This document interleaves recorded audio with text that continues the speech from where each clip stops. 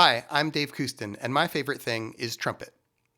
Welcome to the Finding Favorites podcast, where we explore your favorite things without using an algorithm. Here's your host, Leah Jones. Hello and welcome back to Finding Favorites. I'm your host, Leah Jones, and it is Sunday, June 13th.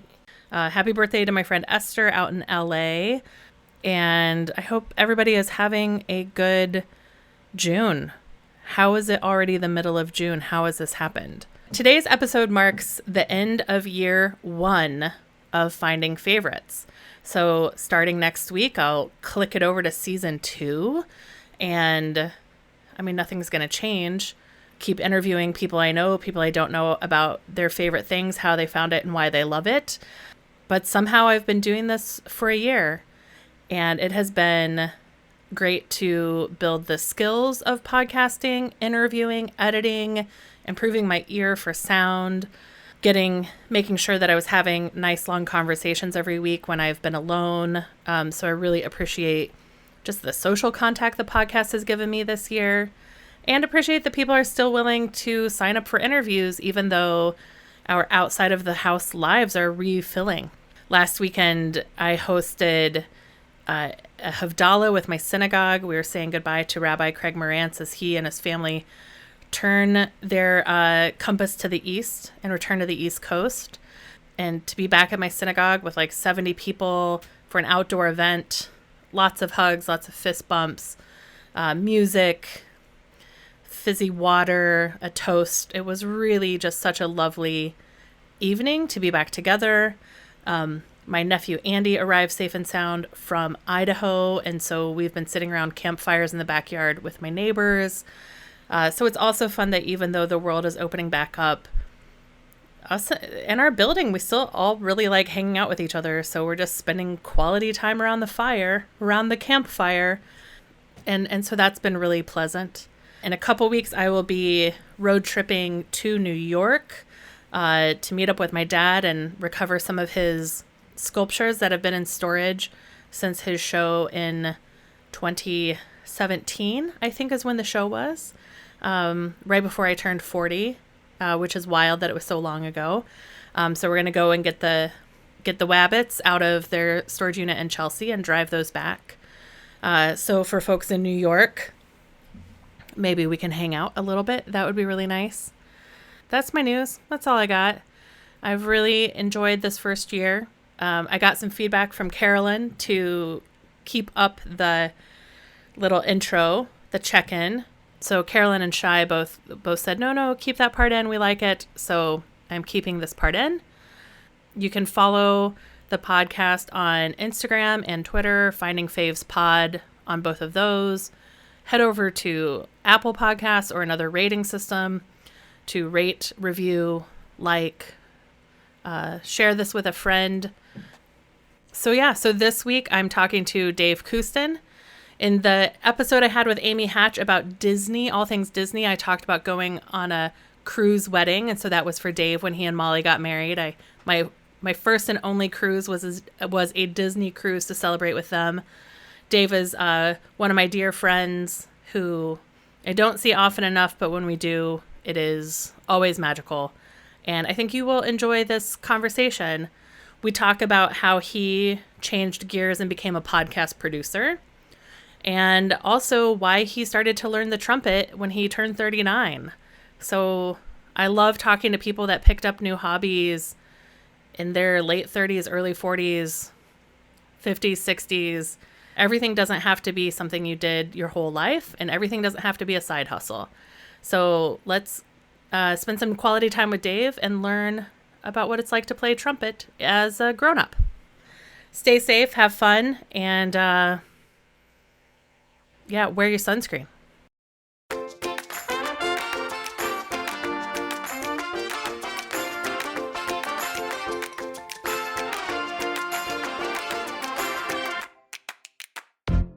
Hello and welcome to Finding Favorites. This is the podcast where Hello and welcome to Finding Favorites. This is what is happening to my brain? What is happening? Yeah, do it. Do my intro. Hello, and welcome to Finding Favorites. This is the podcast where I have people who I know or not know talking about things that they really like. And I'm your host, Leah Jones. This week concludes year 1 of Finding Favorites. And I am so pleased that my guest today is the man who taught me how to use Adobe Audition and is the only reason that I am able to edit a podcast or properly use a microphone and do things like plug it into the computer. So today I am with podcast producer, marketing strategist, and author of the 3 Banana Thursday newsletter, Dave Coustan. Dave, how are you doing today? I am great. It's really good to talk to you. It's so good to talk to you. You're in Atlanta. How is summer in Atlanta going? It's weird. Like this year, there have been a couple of days that have just been really beautiful and reminded me that when I moved to Atlanta like 14 years ago, a lot of the summer, like spring summer was like this. Mm-hmm. And then it reminded me that like, oh yeah, now it's always really hot. So that's a thing. Is that a concrete buildup? Like the city just holds more heat now than it did 14 years ago? Or is it a climate change thing? I don't know. I mean, easy to blame climate change, so I will. Yeah. But it's just like we had these like 2 stellar days a couple weeks ago, and everybody was just out on their porches and like, oh yeah, this is it. Yeah. Yeah, we had a long, cool. The springs have gotten really cool in Chicago. This is 2 years in a row with just the radiators were on until Memorial Day, and basically until May 25th, we needed the heat on. And then Memorial Day weekend, it was 90 degrees. So it was just summer all of a sudden. Oof. Which is a brutal transition. Yeah, I feel like that's, it's just, there's no spring anymore. Although, I've planted blueberries for the first time earlier on, like late winter, I guess, maybe like end of January, early February. And they're getting close, but still have some green spots on them. So they're not quite ready yet. So it's not like summer yet, clearly. Nice. So is that one of those, like, did you do like a blueberry bush? Or like one of the Hammacher Schlemmer massive blueberry bushes or something more normal? There's an organization here called Alfie, I think, and they're dedicated to helping communities create, food-bearing gardens, particularly areas around schools and food deserts and things like that. And they have an annual sale where they sell all kinds of fruit trees that are like in really good shape and ready to be planted. Nice. So I bought 4 blueberry bushes of 4 different kinds from early to late blossoming or whatever, so that they cross-pollinate. This is my first time. I'm really terrible at this stuff, but everything seems to have worked out well so far. And then if it goes well, then you've got multiple blueberry seasons happening at your house, so you get them the whole year, right? Is that the goal? Yeah, you should basically see, June through September blueberry goodness. So yeah, hard to beat. That's outstanding. Our building, we have like a lead gardener on the 3rd floor, Mike. He is designated as, he like just tells us where people are planting, and he's this year doing companion planting, the plants that work well together next to each other because they take different nutrients or they provide different nutrients to each other. So we're doing more companion planting this year. I'm just in charge of driving to the hardware store occasionally to get more dirt. So I'm in charge of scavenging wood for the fire and getting dirt. But I'm not a gardener at all. I just get to enjoy it.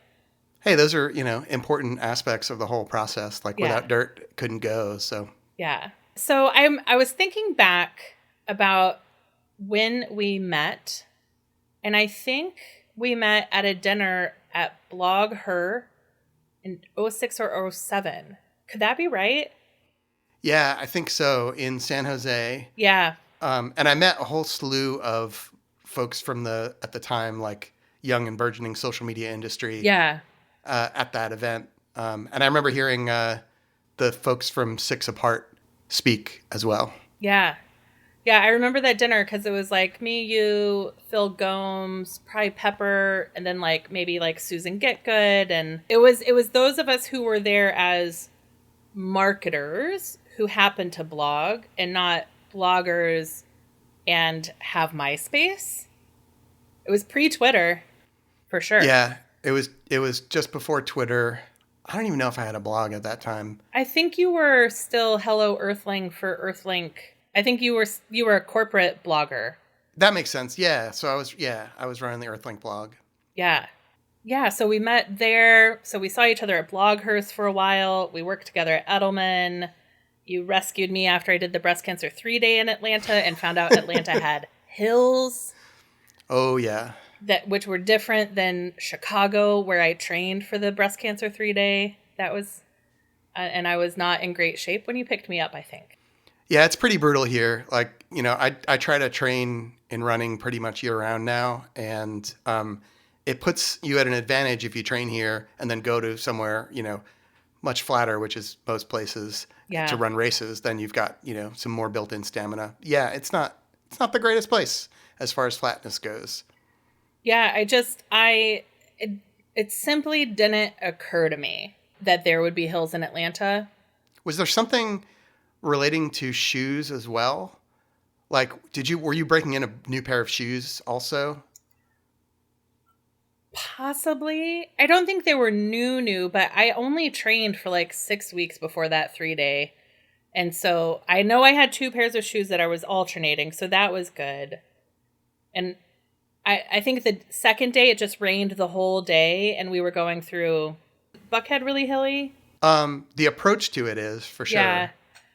Because the second night we wound up, it rained all day and we slept in a strip mall, like an abandoned office building, and they had taped out on the floor like where to put our sleeping bags, and we just slept in like where there were once cubicles. So we camped one night, we slept in an office building the second night, and on the third morning one of our colleagues just gave me a big pill, and I took it, and then I asked what it was, and then I was like high all morning for the last day of the walk. Yeah, I wasn't well prepared for the activities. So as I mentioned at the top, you helped me when I finally decided on a podcast theme that I felt like I might have legs, which was finding favorites. You helped me get set up with Adobe Audition, learn some basics of some rudimentary editing tools or like skills. You did the sound. You helped with the sound on the first few episodes. So I'm curious what was your path? I mean, I know it, but maybe you'll share a little bit about what your path was into podcast producing, because that's a skill you've built in the last few years. Yeah, for sure. So I, after like a 20-ish year career it kind of spanned digital marketing and communications and, social media and advertising and web development, because all those things at one time or another were separate or intertwined or different. Like, it's just been a really dynamic field. Yeah. After doing that for that long, I really felt like after all that time as a creative, I hadn't really found my medium. Like, I hadn't found the thing that I can do on my own. I can think in terms of that medium and just for it to be a creative outlet that I can control completely. Yeah. So first I kind of tried for a few years to just incubate my own podcast project based on a story from my neighborhood, and use that to kind of learn forcibly without much other than the fantastic internet tutorials that are out there, kind of learn the fundamentals and mechanics as best I could, and hit a few snags along the way, but learned a ton, but never actually produced an episode. I did a bunch of interviews, got them transcribed, did a bunch of legwork, wrote a lot of half abortive scripts, but didn't actually get anything out into the world. For one of my birthdays, I can't remember when it was, my wife Molly bought me a ticket to go to Hrishikesh Hirway's workshop in LA. And again, I'm in Atlanta, so this was like, hey, why don't you go to this? And I was like, well, how am I going to get there? She's like, get on a plane and go. This was, happening relatively soon after she purchased it, which was really this fantastic push to just learn from somebody who knows how to do this and get exposed to more people, and enough already with like thinking about it, like take some more steps to actually do it. Yeah. And for people listening, Rishikesh Hirway is the creator and host of Sound Exploder, of West Wing Weekly, of Home Cooking that he did with Samin Nosrat. He is like a godfather of podcasting. And because he's a composer, he has an ear for sound that is second to none in podcasting. And also a super smart, both tinkerer and process-oriented person. So it was a great class. And like he took us all the way through from like the incubation of Song Exploder to how long it took him, which was kind of reassuring, how long it took him from conceiving of it, putting a pilot episode together, circulating it, to actually starting to produce the show. And then all of his techniques for getting it done, and things he's figured out along the way. And I mean, it was a really comprehensive day course. Yeah, I felt like I had just gotten such a fast and useful education that way. That's great. He was on, Kevin T. Porter did a 20 episode series called Inside Voices for HeadGum. And he interviewed podcast hosts about their relationship to their voice. And in his interview with Rishi talked about how he edited West Wing Weekly, which was doing what he called a paper edit, which it sounds like you did with transcripts. Like he would do an interview, get the transcripts, and then edit with like track changes in the Word document, and then send that off to the editor, the sound guys, people. Yeah, thankfully I was familiar with that from years ago. I did, as my undergraduate thesis, I did a documentary video. And so that whole cycle of like doing an interview, getting it transcribed, looking at it on paper first and figuring out what's usable out of it, and like a little bit of assembly that way. That was a concept that was familiar with to me back then. And so some of this was just like, okay, how do you, in this medium and in like a much faster production cycle, what does all that look like? Yeah. When I think about your documentary, there's a story you told me about that has made me unafraid to interrupt and fix the technology, which is you were interviewing the Dalai Lama. My first really like, pretty much my first on-camera interview with anybody was with His Holiness the Dalai Lama. And I was a one-man crew. And this was all, I mean, really very much, I was a student / amateur and just figuring things out. And it was also an earlier time in technology. So it was pre-digital. It was analog video. So when I got in to interview him, I set up my tripod and the camera and like got everything ready for before he walked in. And first thing he did before he sat down was like, he walked over, looked through my camera viewport, and was like, decided it wasn't centered and centered it himself, and then came and sat down, and which was fantastic and adorable, and also kind of humbling, but also like really set a mood that like this is a normal nice dude who's just like also fascinated by technology. Wants you to get what you need from it, understands his time is his time is valuable, and you weren't going to get a redo. Yeah. And absolutely welcoming. Like nothing felt like it was, it immediately, I think, reduced the distance between the two of us, which of course would be immense when you're like student in your early 20s who travels to India for this once in a lifetime opportunity and hasn't really done it before either. That is like lodged in my brain. This morning I ran technology for a bat mitzvah, and her sound went off in between two prayers, and I interrupted and I said, okay, we're going to need to move your microphone. And, I know it's important for you to be heard during this. So, and I just think it's somewhere lodged in the back of my head from that experience you had. Oh, that's great. Yeah. But yeah, so I guess back to your original framing question was like, so how did you get into podcasting? Yes. And I think going through that process of making a documentary film as a, senior in college, and having, messed around with single reel film movies before, but not really having put anything like this together. It ended up being about 25 minutes. Going through that process, and, the only person that I had to help me was an editor Mike Weiss, thank you, Mike, who was like amazing. He worked with me for free, and we worked because I could only afford, like I had no grants or anything. I could only afford to rent an edit suite from 8 p.m. to 8 a.m. So we basically worked nights for a whole week to get this thing done. And it was my first time through, so I'm sure I was an idiot, and he had to spend a lot of time just explaining the process to me and moving me through things. I'm really proud of the outcome, but having gone through all of that, I came out the other side and I was like, I don't really think I want to be a film director or a TV director. Like, this is not a career path I want to go through. It doesn't seem like I really like this role.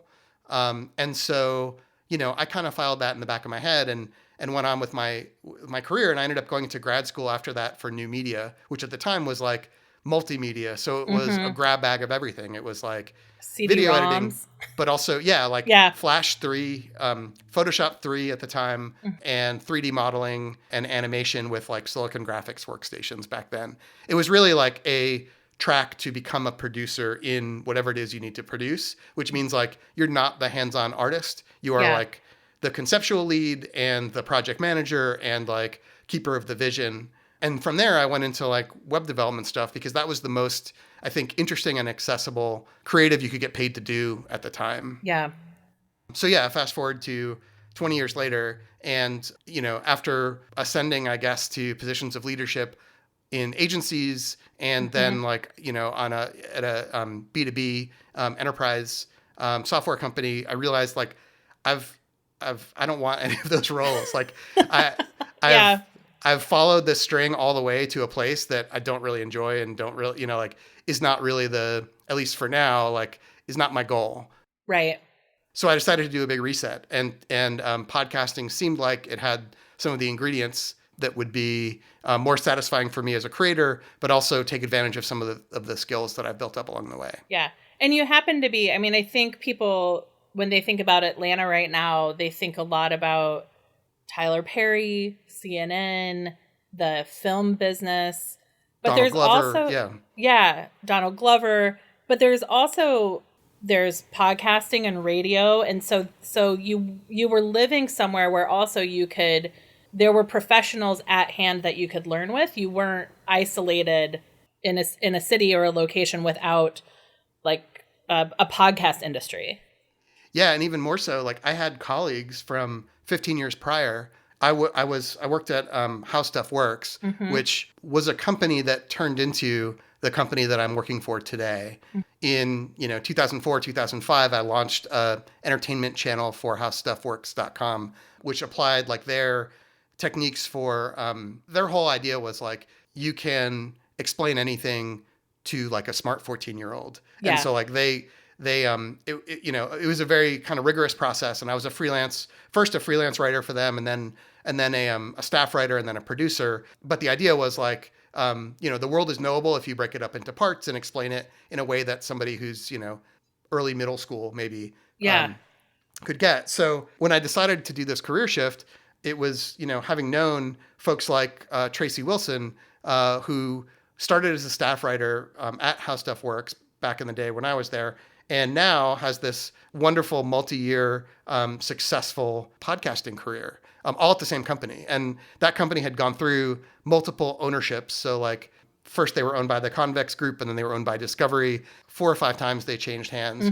But some of the people that I worked with back then had kept this string and were there at like the inception of the podcasting part of what was How Stuff Works, then became Stuff Media. And so, I got in touch with Tracy and said, hey, I would like to really learn this business from the ground up. I don't want to step in like at a level that would be equal or similar to like where I was in marketing. Like I really want to understand the cycle of making a weekly podcast. And that may be what I just decide to do. Like that may be the end in itself. I don't know. But that's kind of the opportunity I'm looking for. And she said, well, Jerry is still there and she's head of production.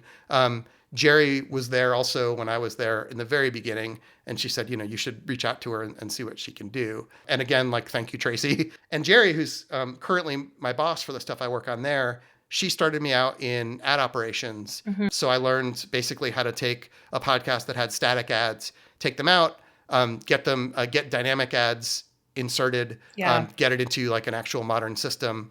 And then from there, she also produces, she's been the producer for Stuff You Should Know since its inception. So she offered to give me some of those episodes to work on, and I immediately took to it. And I love that show. Yeah. It's just, it feels great to work on something that, for one thing, has like a really big audience, but also an audience that likes it for what it is. Like, I feel like there's just a clear value transaction, almost Yeah. between what the guys do and what the listeners are there for. It just like, it feels symmetrical or something. Yeah.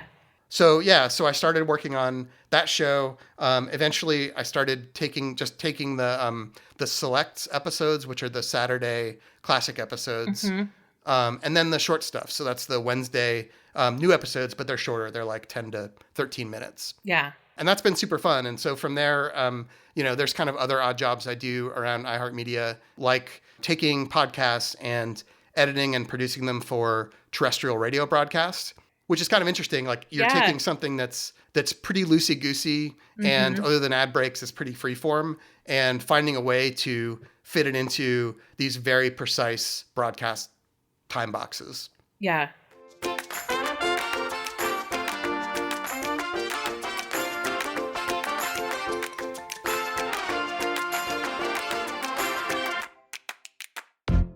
I didn't bring you here just for free advice and to make you tell me about your current career path. I did bring you here to talk about one of your favorite things. So Dave, what are we here to talk about today? We are here to talk about trumpet. And I almost wanted to say it's like trumpet warm-up, because that's mostly these days what I'm doing. And it really is like, even if I don't play anything, the practice of warming up is something that I really enjoy doing. Yeah. So I know that you started taking lessons as an adult, but did you play trumpet growing up? No, I played flute. I played recorder, like, in probably like everybody did in third grade. And then from there, I think it was the recorder teacher or someone we knew was a flute teacher. And the person I eventually started taking flute lessons with, it was probably in like 5th or 6th grade, is like an accomplished jazz flutist. She's fantastic. Hi, Wendy. Thank you, Wendy. It's been a really long time. I took lessons for maybe 3 or 4 years. And going into high school, kind of two things happened. One, I was playing jazz and blues, and at that point, like, I played with an ensemble for a little while. I did recitals, like all those kinds of things. I never really felt like I could create the sound that was in my head through the flute. Yep. And I couldn't figure out why. Like, the same notes I would play, like I would read a chart and play the same notes, and like it didn't sound bluesy enough, or like it didn't sound dirty enough. It just like, it sounded, It was a flute. Yeah, like it sounded different. It always sounded sweet no matter what I did. And I developed good tone, and I was able to run scales and all that, but it just like, it never really scratched the itch I was trying to scratch. And at the time, I didn't really consider the idea that I could have played another instrument. Yeah. Like, it just didn't occur to me. And also, like, I transitioned to high school, and in high school, like, people give you shit for playing flute when you're a guy. Like, it's the like macho culture of adolescence Despite puts you the in a fact weird box. That as a boy who plays flute in a high school, it's a great way to meet girls. That's true. Or guys, guys. Yeah.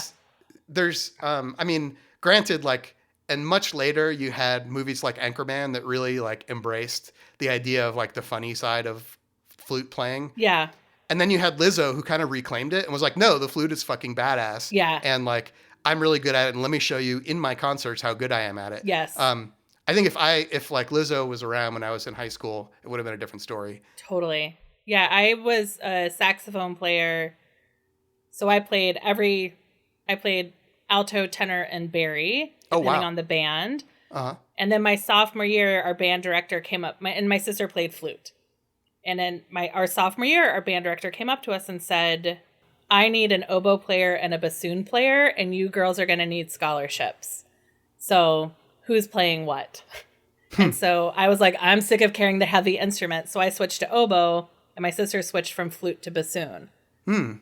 Which are also really cool instruments. They're super cool instruments, but I felt the way that I felt, you can't jam on the oboe. Like when I get to college and oboe is my instrument, like what a boring, responsible, straight-laced instrument. You know, the oboe and the English horn, again, but like thinking about media, Mozart in the Jungle, Yeah. she makes playing the oboe seem so cool. The oboe. Yeah. Yeah, but that was not, it was not cool to me in the 90s.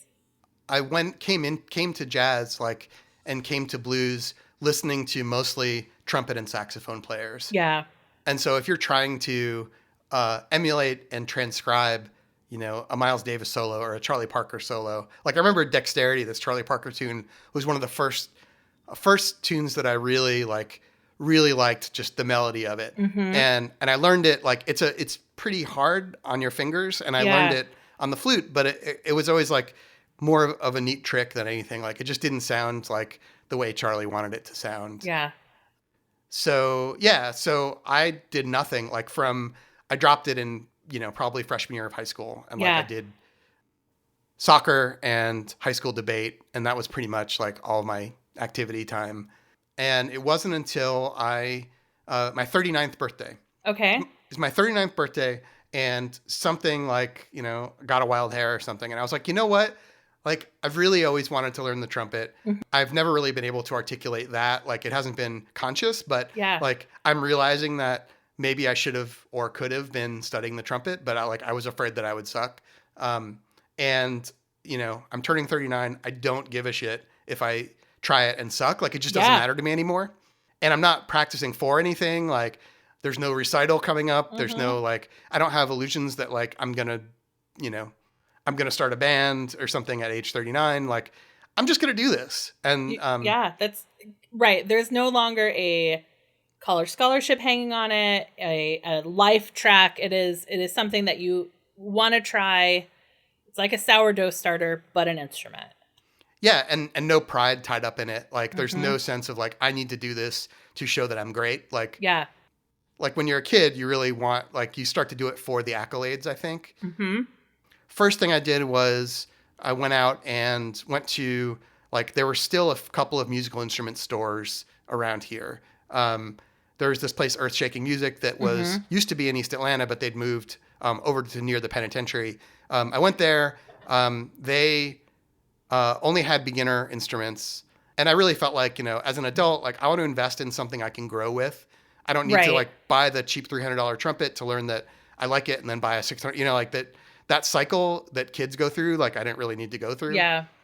So, you know, I did scads and scads of research, but still didn't really understand what I should get or what I wanted. And finally I landed on a guy who runs a trumpet repair place here. Oh, wow.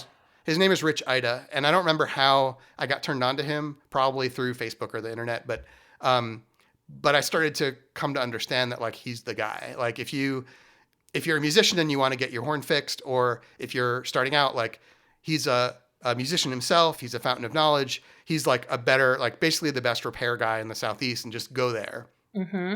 So I went there and didn't even have a mouthpiece. So he let me borrow a mouthpiece, and he has like a store full of beautiful, just, you know, gleaming trumpets of all kinds. And I was looking at them all, and I'm just like, other than looking at the prices, I was like, well, these all look great. You know, like, how do I pick? They all have 3 valves. Fantastic. Yeah.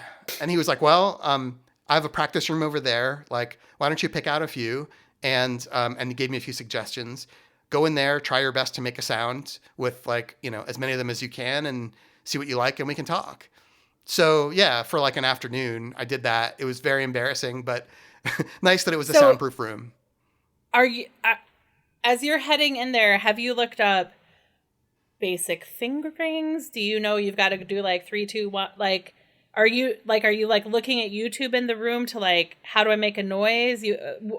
What sort of, like, what are you walking in with to even start making the noises?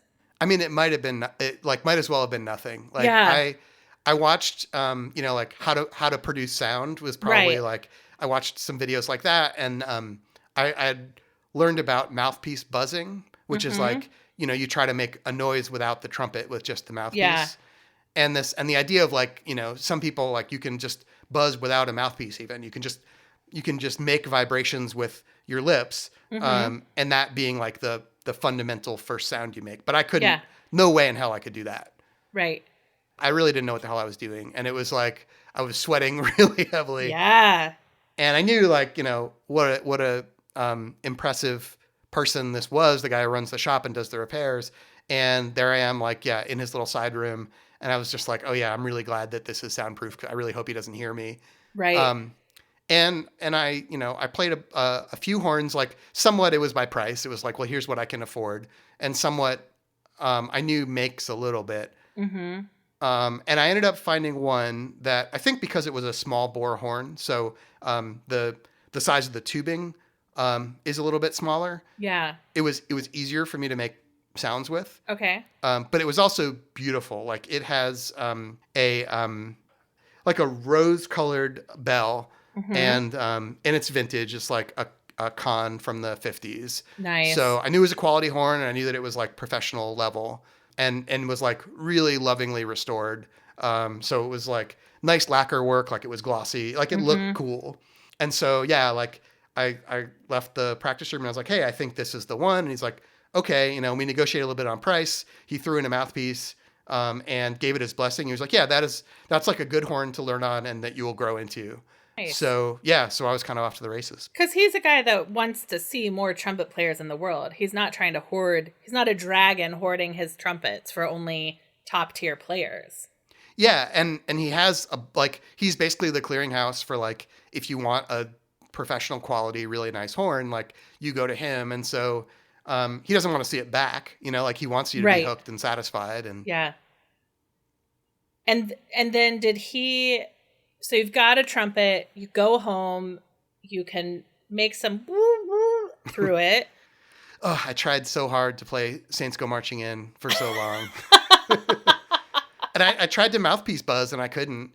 And yeah, and I'd asked him like, what book do you get? And he's like, well, you get Arbin's. Like Arbin's is the book. But it's also pretty rigorous. So I think he gave me like a beginning book maybe.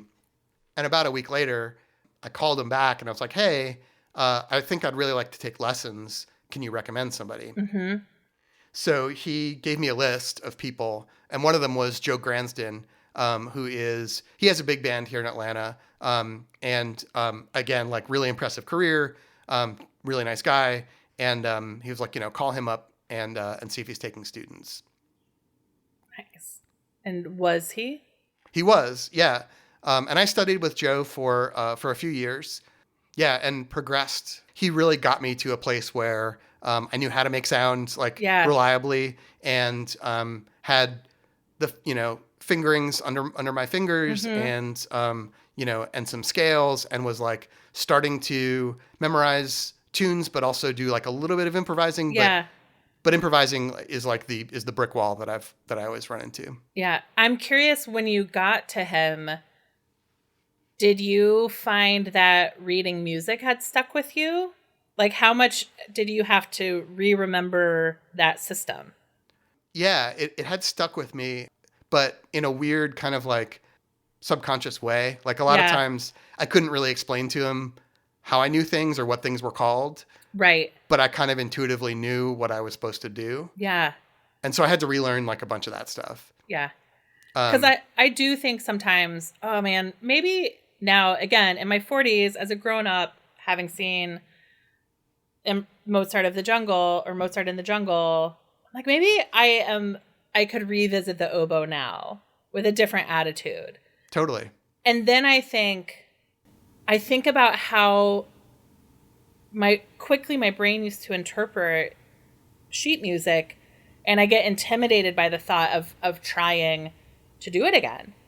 Did you ever have any, like, I don't know, emotional barriers to trying it again? Or do you feel like you'd left them behind and you were just like, beginner's mind, let's do it? I think that hindsight has been kind to me, but in reality, I think I did, like, I hit all kinds of barriers going along, like you name it. And I still, I don't feel like I've reached some place beyond them. Like it's things like theory just being so impenetrable, and the amount of things that you kind of just have to memorize, like any language. Right. And so, and I also felt like even in a weekly lesson, I couldn't cover all of that. Like it's an immense, one of the things that makes great musicians great, which I don't have, is like the self-motivation to just like dig into it all the time. Not just practice, but like practice in a way that moves the ball forward, you know? When a question arises in your mind, like you relentlessly figure it out. Yeah, ultimately, I think that is why I changed my major.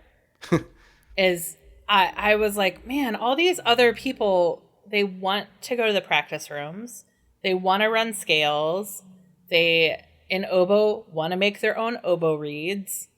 Like, I did not get into music to become an expert whittler. I was very bad at making oboe reeds.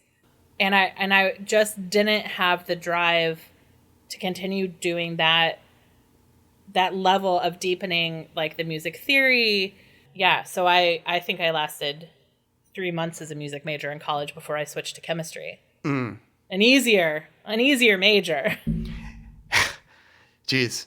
I feel like with music, there's still a lot more, like it really does just come down to your own motivation and ability to focus and retain, to get through all of that. I'd still like to, but I don't know if I will. Yeah.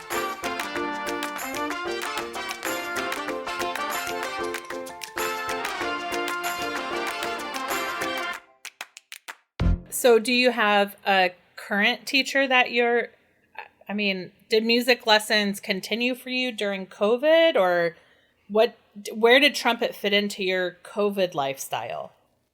I had stopped taking lessons from Joe in, I don't remember, probably like 2018, 2019. Yeah. So yeah, I was teacherless. I did like kind of visit another guru, which very much felt like, the Dan Harmon story cycle, like somebody who was like giving me a reset and providing me some tools that I needed to continue my journey, which was a couple years ago. But when I was at the XOXO festival in Portland, I had arranged to pay a visit to Dave Monette. Monette Trumpets is like a really famous trumpet maker and mouthpiece maker. They make like, Dave made like Maynard Ferguson's horns. He made Wynton Marsalis's horns, and even more. And like, so all of his horns are custom made. He has a shop on site with like, I don't remember how many people. It was like half a dozen people working on just making trumpets to spec. They're beautiful. They cost many, many thousands of dollars. Sure. Like it's nothing I could afford in my lifetime. But the mouthpieces are also renowned for like being really good and also building your lip and tongue strength, because they're pretty open. And so you end up having to do a lot of the work. And Dave is like, has some really interesting philosophies of playing and like has just been around for so long. He actually started in Chicago. Okay. His shop was in Chicago first. They don't have a showroom. You just go to the factory and you email them and set up an appointment and then go and like you can try some stuff. So I figured like while I was in Portland, what the heck, like So I had this appointment and I show up and it's just like in this strip mall near the airport in Portland, kind of like a nothing place. And like the whole factory is like in the back and wide open, and there's like a little office in the front. And so I meet with BJ, who's kind of both an office manager and kind of like a product manager. And also, everybody there is like a killer trumpet player. And it was really intimidating because the first thing, like when I got there, there was some other like pro recording artist coming through, and he was like, "Oh, hey, Dave, like, why don't you meet this guy who is just picking up a horn?" I'm like, "Hey, it's fantastic to meet you." And like, immediately I was just like, I am, just some dude, like I'm just a student. Yeah. So, but what started as I want to go and try some of your mouthpieces and ultimately maybe buy one for myself, ended up, Dave, like the guy, spent 5 hours with me. Holy shit. So did he just walked out of his office and he was like, "Dude, what's up? Let's start talking." Or did you have a 45-minute appointment with him that just went on? I don't really know. Like what happened was first he sends BJ out and BJ works with me and like has me play a little bit, looks at my mechanics, looks at my horn and Yeah. asks like what I'm looking for. And at some point it seems like they decided that like whether it was like I was worthy of the time or Dave had some free time or whatever. And it Right. turned into like, hey, do you have some like he asked me, do you want to spend some time and hang out and I can show you a few things? And I was like, hell yes, Yeah. absolutely. And it was like it started as mechanics of trumpet playing and like he rebuilt me from the ground up. Just every part of my body, everything that I was doing, he showed me the right way to Like do it. how you sat, how you held your arm, like physically how you interacted with the trumpet. Yeah. And like his whole philosophy is that to get good sound, you have to eliminate tension. Like you're holding tension in your body to try to produce sound is like a natural reaction. But in order to really like harmonize with the horn and like get beautiful sound like a singer, your body has to be totally relaxed. Interesting. So he took me through like physical exercises and then like he took me into like the office, which again is like fairly open. Like it's a place that has a door to the outside and anybody can walk in and people are walking through all the time. And he's like, hey, I want to do some, I think he called it table work. He's like, I would like to do some table work with you. Is that okay? And I was like, well, I don't really know what that is, but sure, that sounds fine. Yeah.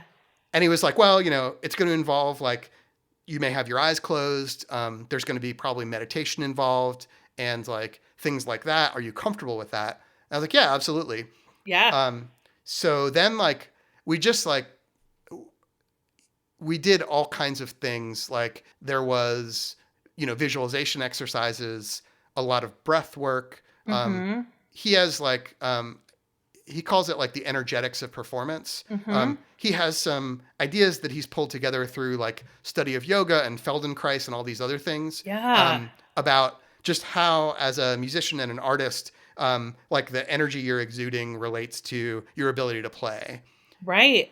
And so, like, without getting too woo-woo in terms of like the things we did, it was just like he took me through basically like this full course, and then also in the sense very much of like if you were receiving teaching from a spiritual teacher, like a guru, that you would like meditate together, occupy the same kind of meditational space, and then he would like give you some instructions and all that kind of stuff. And that's what we did. And then like we went out and like walked around the parking lot for a while and just shot the shit and came back. And then he had me practice again. He had me play with one of Wynton Marsalis's old trumpets. He was like, here, try this. Yeah. Did he tell you it was Wynton's before you played or after? He's like, here, take this one. Try this. Pretty cool, right? I'm like, yeah. He's like, yeah, that's the horn that Wynton Marsalis used to use. And my mind was just blown. And then, again, it was like getting over the stage fright and fear and like anxiety of now, like he's instructing me in the factory part of the store. And so you've got in front of other trumpet players just doing their work. In front of expert trumpet players that not only know how to like play amazingly, but know how to make trumpets from scratch. Right. And I'm sitting there just like pounding out Bye Bye Blackbird again and again and again and trying to make it sound good. And for sure, like the difference between when I came in there and what I could play on my own horn and then like what I sounded like afterwards was like night and day. And from that day on, like my sound quality was just entirely different. Wow. And did you get a mouthpiece? I got a mouthpiece. He really wanted me to get a trumpet and like, of course. And I was just like, well, I could like, this just isn't going to work in my lifestyle. Like, it's just not a, like, I hope that one day I'm accomplished enough to be worthy of like, spending the amount of money you'd buy a car for on a trumpet. But right now, like, it's just not in the cards. And I hope you understand, like, there's nothing I would like more than to like have a trumpet made for me, but it's just not, just not going to happen. And he was disappointed, like, but like we went on to mouthpieces and he's like, this one, I think it was like the B2S3. He's like, this is the one you really should get. Mm-hmm. And it's a little bit more of a workout than you probably need at this point in your career, but you will grow into it. It will make you like a much stronger player. Yeah. And this is the one you should end up on. So this is the one you should start on. Yeah. That part sounds a little bit like Ollivander's wand shop in Harry Potter. Oh, sorry, I'm not familiar.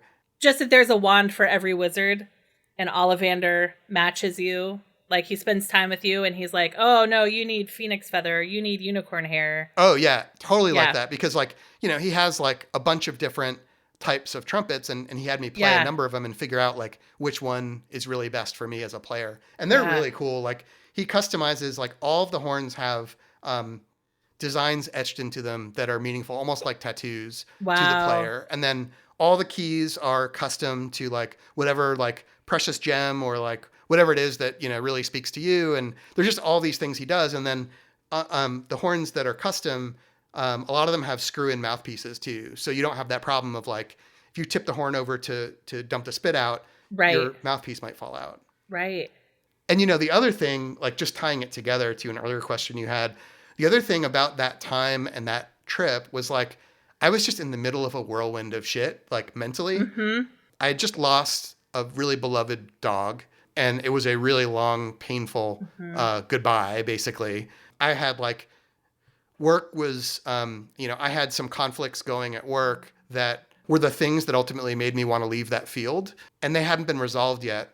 And it was, like, truly in the middle of that moment, and just, like, a really feeling of questioning myself and questioning kind of where I was going, what I was doing, that I walked into that appointment. And, you know, obviously, like, anyone who is intuitive, like an intuitive person, has a certain level of empathy and can sense those kinds of things. Right.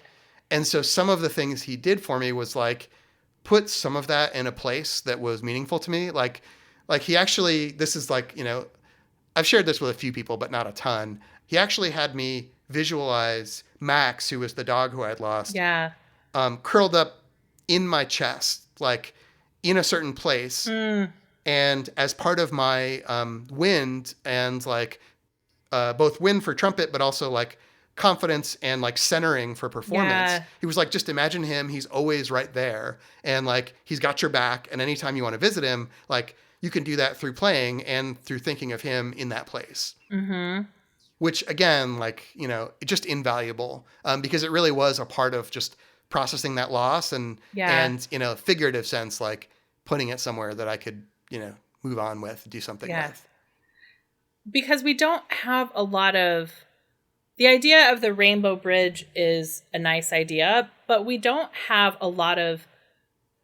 you know, Americans in general are bad at grief. Like, we don't have a lot of ritual around it, but we especially don't have ritual around the loss of a pet, and in one that recognizes what an important part of our lives they are.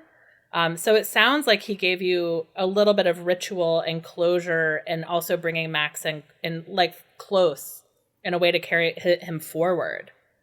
Yeah, I mean, what a gift. And, like, this was a dog who, you know, I had adopted as a rescue. While he was in my care, like, he ended up needing multiple spinal surgeries and had, like, an immune condition that we never really figured out. But, like, he taught me a lot about resilience and just about, like, facing, you know, really dark futures without, you know, like, without complaining or flinching. Like, he was just a really gentle soul. An Italian Greyhound. He was such a lover. Like, he cuddled like a cat. Yeah. And so, and just, like, with me through really meaningful parts of my life. And, and so, like, to bring that together, like, it makes perfect sense, but I never would have thought of it, that it's kind of turned into, it really started to ritualize what I was doing with trumpet and put it in a much different and more meaningful place in my life than just, like, oh yeah, like, I'm practicing an instrument. Yeah.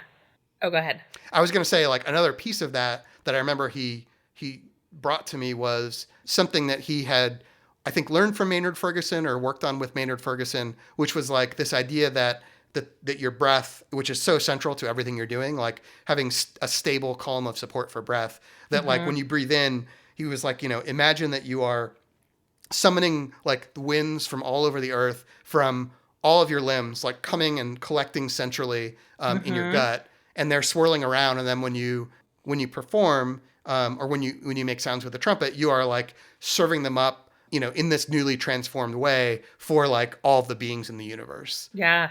And again, just, like, really potent and beautiful imagery and a way to like bring ritual to something and make it just so much more than just playing a trumpet. Yeah. That's phenomenal. What a gift. Yeah, and it's like I haven't taken up with another teacher since then. I have been playing, and you asked about COVID. I played trumpet off and on during COVID, but it was just such like a barren time as far as like any kind of creative energy that I think like everything I did, like all my hobbies, were just like hard to keep going. It was a strange year without it's so weird to have a year with so little almost input, external input into your life, or it was pressing pause and really isolating. It was like, I guess it was a year of like letting things lie fallow. Yeah, and I did a lot of listening. Like I did a lot of critical listening for sure. I really liked Laurie Anderson for a while was doing this radio show called Party in the Bardo that was about just processing both, the wave of protests after George Floyd's murder and COVID. I really connect with her as an artist and like the kinds of things she was playing. And so like, there was definitely processing of music and of audio and of like in my life. But yeah, it just wasn't a super productive time. Yeah. What is something that if we close the interview now and you didn't get to say that you would walk away being like, man, why didn't I tell Leah blank?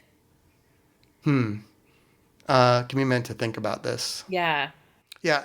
I just think fundamentally as, humans walking around the world, like we don't really know why we do a lot of things that we do. And like motivation and, any kind of reasoning is always like partial and, somewhat, a mixture of like motivation and rationalization and like remaking our narrative afterwards. Like, so, when I think about, when you ask me like, what do you want to talk about? And trumpet was the first thing that popped into my mind. I had all these other thoughts too of like, well, am I really worthy of talking about trumpet? Because like, I'm not a, professional trumpet musician. I haven't even really, like, I haven't gigged or anything. I'm still like, fumbling through what's probably like the early stages of being a student. So like, why is this interesting for someone other than me? And I think one thing I think about it is that like, I don't really know why I play really, like I know that it does something for me. And I know that like I have ambitions, like, I'd love to be able to go out and go to an open mic and like be able to gig and improv and do all that. And maybe I will be able to do that and maybe I won't. But like, if you asked me, like, why do you play trumpet? Like, I would have a really hard time answering that other than that it's become a part of it has become a ritual. Like it's become a part of my life and a way that I communicate, but not with other people. Like it really is like I communicate with the universe that way or something. And there's, other motivations that come in and out. Like a couple of years ago, I was actually on a track of an album, but I don't feel like I earned it or anything. A work colleague of my wife Molly's is a producer and like, kind of a new age composer and producer who's great. Like he does really amazing stuff. And he invited me to play trumpet on an album he was making. And so I played a track and like, I feel like I've learned a lot more since then. So like, I look back at it and kind of cringe, but he made a really wonderful track out of it. And there were other musicians at it afterwards. And like, he ended up submitting it to the Grammys and it at least made the first ballot. Like it was one of like, 100 or something albums considered for this award before they did their first round. So like, I'm really proud of that. And for a while, like it sparked in me this thing of like, oh, well, like maybe I can do more stuff like that. And like, but I didn't. And like, I tried to, I've continued to on and off try to learn and get better. But the reality is like, I would love for that to be a part of my life, but it's not really. And it's like, it's not really the core motivation of what I'm doing. So I guess like the like thing that I would say is it's worth it to try things that you have like a wild interest in just seeing if you're going to be any good and truly like losing your shame and not caring at all if you suck. Because like sometimes they become a part of your life that's bigger in some ways than you maybe even realized, but also in a very like not non-goal oriented and non-linear fashion. Yeah. Outstanding. Dave, would you like for people to be able to find you on the internet? Yeah, for sure. I'm easy to find. Like if you look for Extra Face, you can always find me. So my website is extraface.com. My Twitter handle is also Extra Face, and I make no promises or guarantees that you'll actually like what you find in any of those places. But if you want to find me, that's how you can. There was, man, maybe 2009 when we went to South by Southwest, 2010. There was a year when you and I were both at South by Southwest and you made 10 business cards. They were bespoke. You did like scratch on letters with just the word Extra Face. And yeah, it was Letraset letters like that you rub on. Yeah. And people just basically took pictures because you are like, this is the phrase, this is how you find me. Yeah, well, and I offered them, like, if anybody, I think it was also a time when people were realizing that business cards were kind of dumb, like that there's so little information you need that like carrying this whole big piece of cardboard around. Right. When people were like the idea of having an online identity that was wrapped around a phrase or your name or whatever, like because of, the way Google advanced and social media advanced, like it just was rendering business cards obsolete. Yeah. So yeah, and also I didn't have a lot of money, so I was like, I don't want to go out and make a bunch of business cards. I'm just gonna make a few, and then if anyone wants them, they can have them. But ultimately, it's just this one word, and if you use this word, you'll find me. Yeah, and then people can sign up for 3 Banana Thursday. Yes. So I've recently rebooted, but it's been on and off for several years now. A newsletter. It's the URL is tbt.extraface.com. And it's just, 3 things that I've found around the internet that I like, that I write some things about each week. Yeah, it is an uplifting newsletter to receive. It's going to be a newsletter that makes you feel good, ultimately, or should. Yeah, hopefully. Yeah, makes you feel good, makes you think in ways that you didn't necessarily when you read that thing for the first time. Awesome, Dave. Thank you so much. Have a wonderful afternoon. I think it is, I don't know if you've been able to tell it getting dark as if the sun has gone down, but I think Chicago is about to get a proper thunderstorm. Oh boy. Thank you very much for the opportunity. I really enjoyed the conversation and batten down the hatches. Thank you. Thank you for listening to Finding Favorites with Leah Jones. Please make sure to subscribe and drop us a 5-star review on iTunes. Now, go out and enjoy your favorite things.